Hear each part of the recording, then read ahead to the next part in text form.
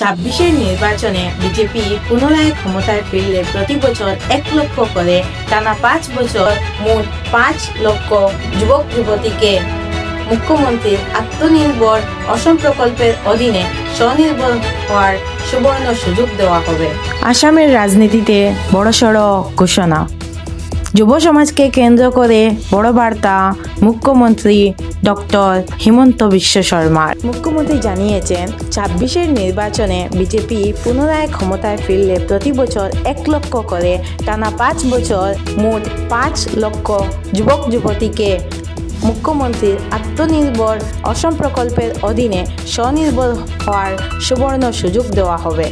মুখ্যমন্ত্রীর দাবি, অতীতের কোনো সরকার এত সুসংগঠিত ও দূরদর্শী পরিকল্পনায় যুব সমাজের ভবিষ্যৎ নিয়ে ভাবেনি। 5 বছরে 5 লক্ষ স্বনির্ভর যুবক যুবতী, এই সাহসী লক্ষ্য নিয়ে এগোচ্ছে বিজেপি সরকার।